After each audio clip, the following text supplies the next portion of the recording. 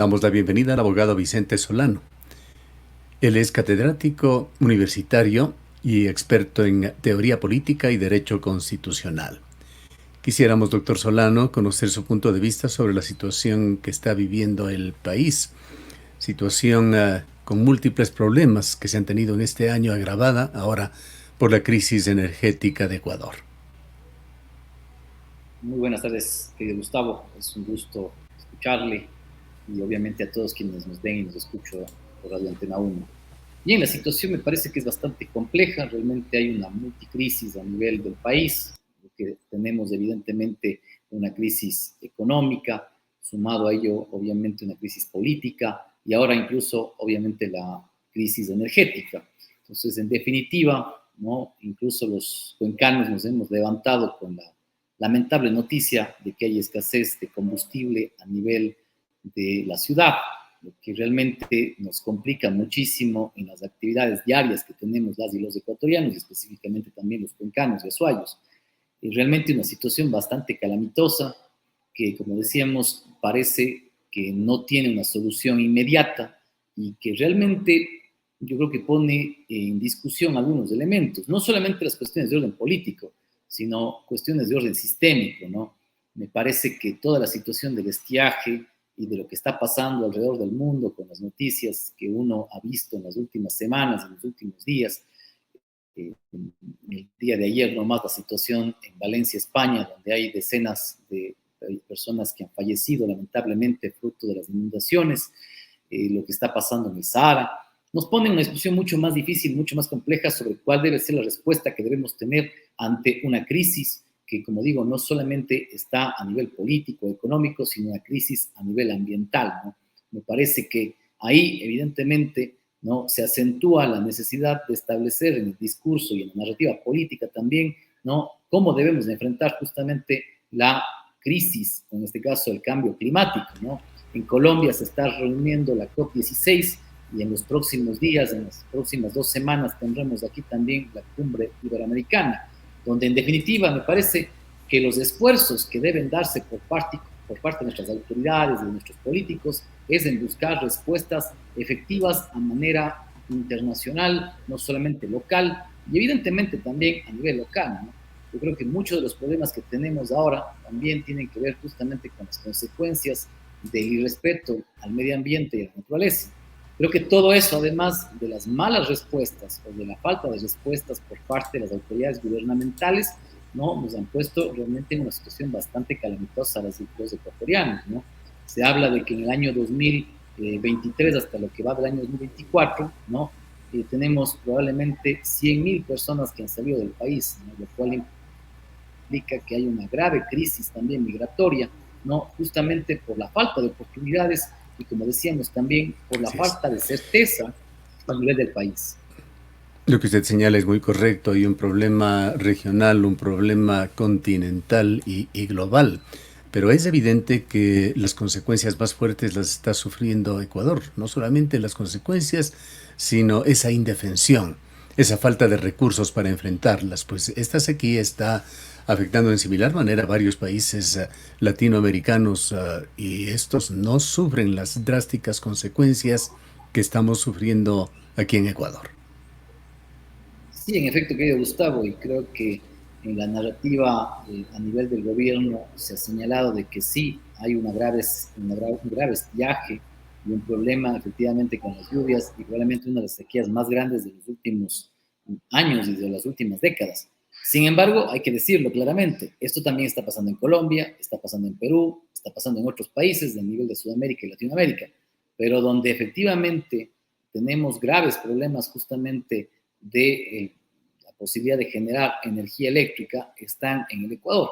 Y eso responde sobre todo, me parece, ya a cuestiones que tienen que ver con el orden político, ¿no?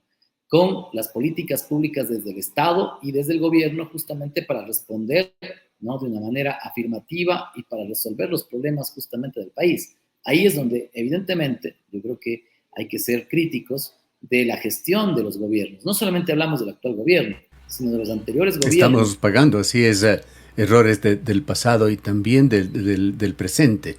pero lo que está viviendo Ecuador es consecuencia de la falta de previsión, de la negligencia, de la corrupción que se ha tenido en los últimos años. Mire, estimado Gustavo, y con ello, digamos, empezando a reflexionar sobre la cuestión histórica de lo que ha pasado en los años anteriores. Recordemos que Lenín Moreno, el expresidente, puso, por ejemplo, a gente cercana a el Partido Relocista Ecuatoriano, o sobre todo, digamos, a lo que era el Partido Relocista Ecuatoriano y a la familia Bucarán.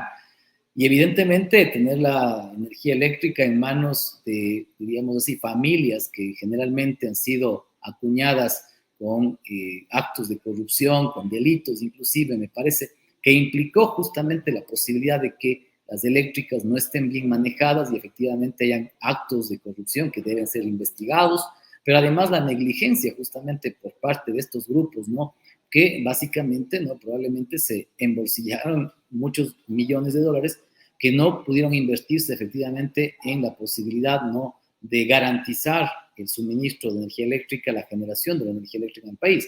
Pero luego, como usted bien decía, el problema es que el gobierno nacional, el presidente Daniel Noboa, conocía de esta situación. Y evidentemente ya ha pasado casi un año, ¿no? Y debe haber respuestas efectivas desde el gobierno nacional. Y me parece que de lo que hemos visto en la narrativa gubernamental y en el discurso del propio presidente, en las entrevistas que ha dado, ¿no? Pareciera que realmente tiene un elemento de crítica, sobre todo a los expertos en materia eléctrica. La mayoría de expertos que he podido revisar sus entrevistas justamente han planteado algunas opciones y soluciones ya desde hace varios meses atrás. Sin embargo, incluso en la última entrevista, usted puede revisar, estimado Gustavo, y todos quienes están aquí, ¿no? Él dice es que el problema es que los expertos querían cortar la luz 2 o 3 horas, yo no podía hacer eso, no, en definitiva, es una respuesta que desconfía mucho desde la perspectiva de la ciencia, de la técnica, ¿no? De quienes realmente conocen los problemas energéticos del país. Pues evidentemente, incluso en algún momento el propio presidente señaló, ¿no? De que él no estaba de acuerdo con los doctores o con los PhDs, ¿no? Incluso se mandó una frase bastante coloquial como que estos H tal, ¿no es cierto?, quieren aquí gobernar el país. Yo creo que no es así, sin embargo, obviamente los expertos y los técnicos y los científicos, obviamente, y las personas que conocen de este tipo de disciplinas, creo que son necesarios para garantizar justamente esa técnica en el manejo de las respuestas de las políticas públicas que tiene que tener el Estado. Y lamentablemente no es así. Yo creo que hay mucho cálculo político, ¿no? Para las próximas elecciones, y por eso el presidente de la República intentó, diríamos así, mantener sus posibilidades de reelegirse, más allá de actuar como un presidente que tenga cierto nivel de ecuanimidad y obviamente, ¿no es cierto?, de realmente privilegiar el problema del país o los problemas del país antes que realmente una reelección presidencial. Y eso termina, ¿no?, con la situación que estamos pagando y atravesando todos. El tema es al momento, reflexionar sobre hacia dónde nos conduce esta difícil encrucijada. Bien, me parece que en el orden político, sobre todo yo diría, todavía tenemos muchos problemas para definir qué va a pasar en los próximos meses. Hay algunos hechos que todavía no se esclarecen, ¿no? Por ejemplo, teníamos el día de mañana justamente la audiencia en el Tribunal Contencioso Electoral, en la cual la vicepresidenta de la República, ¿no es cierto?, iba a presentarse en la misma con la finalidad, ¿no es cierto?, de defenderse de defenderse de las acusaciones de violencia política.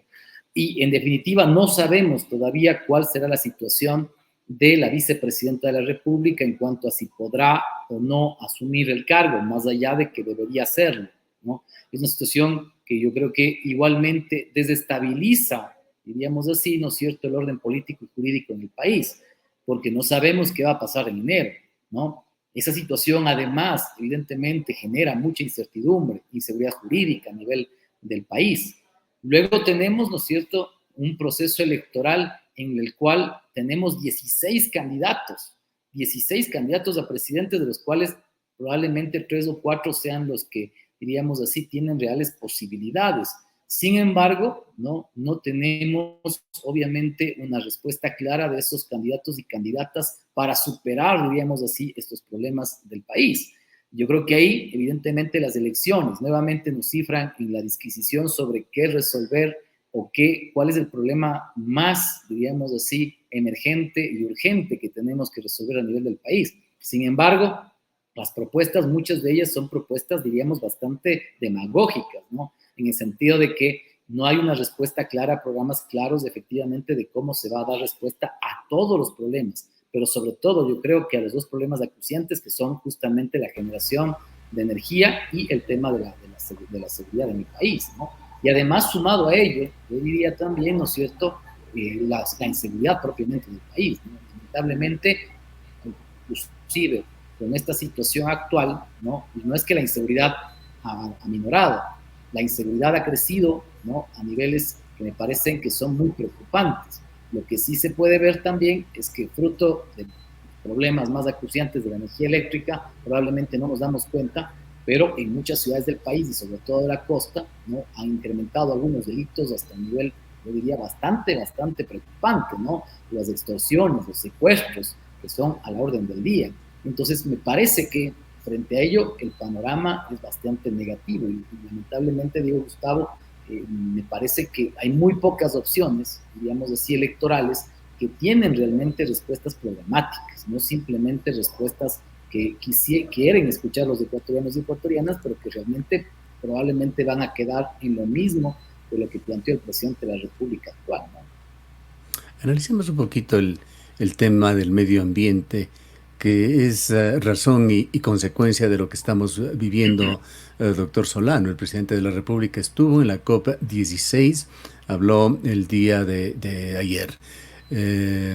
Habló sobre la riqueza medioambiental de Ecuador, esos 90 puntos de interés, muchos de ellos parques nacionales, pero indudablemente se encontraba en una posición incómoda, pues es un gobierno que apoya abiertamente la actividad minera. En la contraparte, la provincia de La Suay y la ciudad de Cuenca se han convertido en una especie de ícono en el país, de un referente en cuanto al cuidado del medio ambiente, sin estar ni de lejos en la perfección, pero hay mucha conciencia aquí que se ha demostrado a través de incluso consultas populares como la de Girón o la de Cuenca.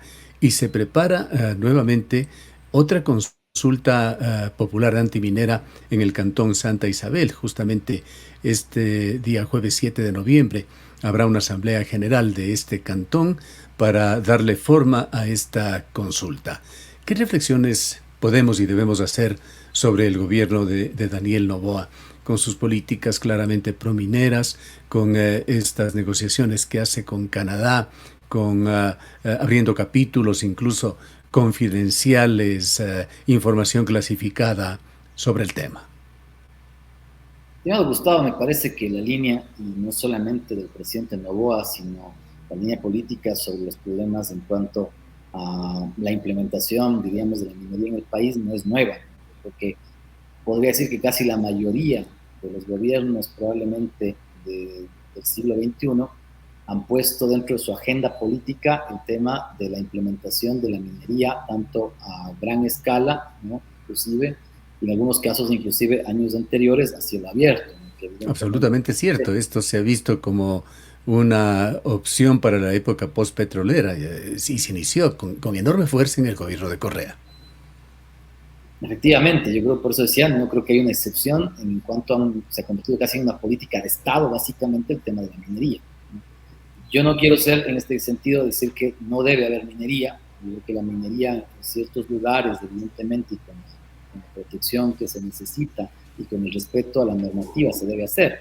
Sin embargo, me parece, Gustavo, que esta misma crisis, inclusive del estiaje, la posibilidad, inclusive hace pocas semanas, usted recordará de que Tapa dijo, bueno, si una semana no llueve, van a haber probablemente racionamientos de agua, ¿no? Hay también en varios países, inclusive también racionamiento de agua. En Azores me comentaban que también había ya racionamientos de 2, 3 días en ciertas parroquias. Claro, la situación es, estimado Gustavo, que la Constitución establece claramente, ¿no?, un orden de prevalencia en cuanto a la utilización, al uso del agua. Y lamentablemente, ¿no?, nuestras políticas estatales y la propia política gubernamental del presidente Noboa, ¿no?, va totalmente en contravía a lo que creo que los ecuatorianos y ecuatorianas necesitamos, que es privilegiar los recursos hídricos. Yo creo que en ese sentido, Cuenca y el Azuay tiene que, ¿no es cierto?, elevar su voz nuevamente en el sentido de que no se pueda volver probablemente no a ejecutar o a reabrir proyectos mineros, que eso es lo que estaba planteando el presidente de la República, ¿no? Nosotros sabíamos hace pocas semanas, como usted también conocerá, que probablemente se querían reabrir, en este caso, ¿no es cierto?, ciertos proyectos mineros.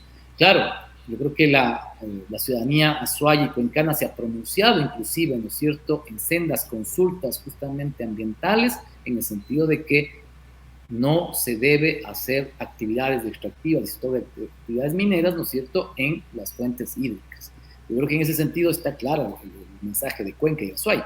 Y obviamente creo que a nivel del país también. Sin embargo, obviamente, yo creo que las políticas gubernamentales, como digo, que tratan de beneficiar a ciertos grupos, inclusive hay denuncias, estimado Gustavo, de que probablemente el propio presidente Noboa tiene negocios, diríamos así, empresas que están conectadas a la explotación minera, ¿no? Entonces, evidentemente, eso se estaba, diríamos así, logrando investigar, y por eso mismo luego la reacción del gobierno en, diríamos, clasificar o reservar, diríamos así, esta información, que me parece algo gravísimo, porque, claro, esto implica una situación de un conflicto de intereses, inclusive, ¿no? No puede ser que el presidente de la República no nos vaya a decir, efectivamente, hay que precautelar el ambiente, cuando el propio presidente podría estar involucrado inclusive en negocios de sus empresas privadas, ¿no?, con, en este caso, actividades mineras o con empresas que se dedican a esa actividad. En Recordemos la que inclusive COP19 en Colombia, evento en el que está participando, estuvo ayer el presidente de la República, Daniel Noboa, justamente se está apelando a la conciencia del mundo, a la conciencia de los gobiernos, y se hacen planteamientos muy claros de que estos no pueden ni deben seguir siendo líricos, sino que se debe tomar al toro por los cuernos, que los gobiernos deben invertir, deben poner en sus presupuestos cantidades importantes para defender el medio ambiente.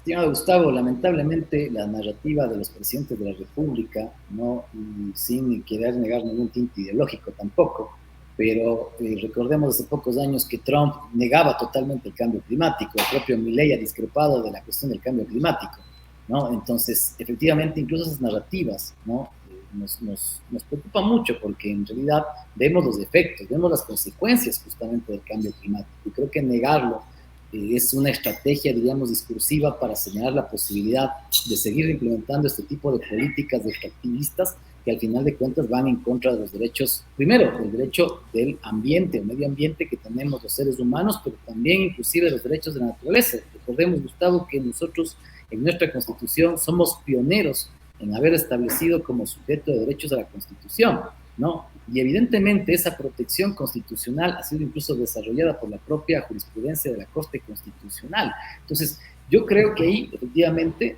y lamentablemente hay que ser sinceros en ello, el presidente de la República tiene un doble discurso, ¿no? Un discurso efectivamente, y que probablemente muchos incluso ya señalan como una posibilidad de que los ecuatorianos no creen ya en el presidente, ¿no? Porque el presidente dice una cosa hace 2 semanas, una semana, luego efectivamente sus ministros dicen otra, y luego efectivamente cambia, ¿no?, en su sentido en ese discurso. Yo creo que la credibilidad inclusive del presidente, si usted ve las últimas encuestas que se han dado, han ido justamente en detrimento.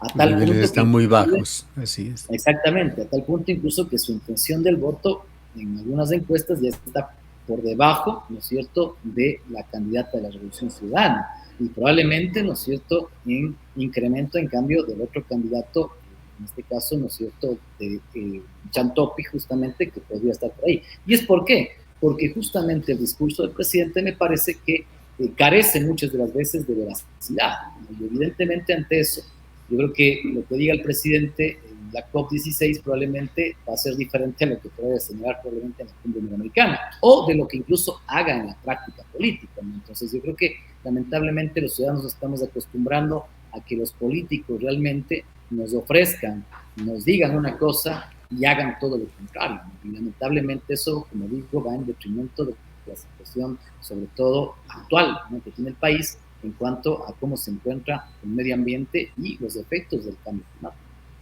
Con el escenario como está, doctor Solano, y con esto finalizamos, ¿qué opciones le quedan a Ecuador para de alguna manera defenderse, ojalá blindarse de toda esta dura situación, por lo menos hasta cuando lleguen las lluvias, que no será antes de marzo?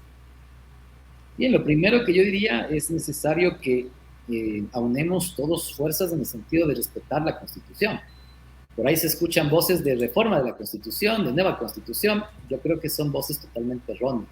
Yo creo que es necesario más bien apuntalar al menos los derechos que están consagrados en la Constitución y sobre todo los derechos de la naturaleza. Me parece que los cuencanos, los azuayos, estamos despertando efectivamente y creo que siempre hemos asumido una actitud mucho más crítica y comprometida en defensa del ambiente, del medio ambiente. Y me parece que inclusive en las consultas ambientales, en las consultas populares, se ha dejado en claro que no debemos poner en riesgo sobre todo los recursos hídricos, ¿no? Yo creo que la situación lamentable de los ríos de Cuenca, y me parece tan penoso ver al río Tomebamba, al río Yanucay en la situación en la cual se encuentran, ¿no? Realmente una situación en la cual tenemos que pensar realmente en el futuro de nuestras generaciones. Obviamente lo que yo digo es en el marco de que el sistema actual, el sistema capitalista, diríamos así, está bastante, diríamos así, en una línea de seguir desgastando recursos naturales finitos, ¿no? Y evidentemente ese sistema, ¿no? Yo creo que debe repensarse, ¿no? Reimaginarse. No es una cuestión solamente del Ecuador, estimado Gustavo, y en eso creo que la respuesta es una respuesta definitivamente a nivel regional y a nivel mundial. ¿Qué nos sirve a nosotros si dejamos de crecer efectivamente y planteamos la posibilidad de crecer cuando China probablemente, ¿no es cierto?, no lo hará? El propio Trump, ¿no es cierto?, no firmó y no siguió con el acuerdo de Kioto. Entonces, si no hay una política internacional, realmente diríamos así, de defender los derechos de la naturaleza y de que prevalezca el medio ambiente y obviamente el ser humano sobre el capital, efectivamente, yo creo que la respuesta es bastante desesperanzadora. Me parece que algunos decían en 30 o 40 años estaremos con una situación crítica del agua y estamos viendo que no ha pasado ni 5 ni 10 años y estamos en una situación bastante compleja. Yo creo que en realidad me parece que los ciudadanos y ciudadanas tenemos que tener muy claro, y me parece que ante las elecciones próximas debemos preguntarles a los candidatos y candidatas cuál es su posición, su programa sobre estos temas. Yo creo que es importantísimo señalar cuáles son, ¿no es cierto?, las políticas públicas en torno a las actividades extractivas, en cuanto al agua, ¿no es cierto?, en cuanto al medio ambiente. Y creo que desde ahí podemos plantearnos, obviamente, una posibilidad de escoger la mejor forma, ¿no?, digamos así, quienes deben, ¿no?, asumir como autoridades a nivel nacional y obviamente como presidente de la República. Sin ello, estimado Gustavo, me parece que la situación cada vez más puede ser mucho más crítica, ¿no?, tanto para Bien, Cuenca, Azuay y para el propio país. muchísimas gracias por habernos atendido, doctor Solano. Muchas gracias, estimado Gustavo. Declaraciones del abogado Vicente Solano, PhD, académico experto en teoría política y derecho constitucional.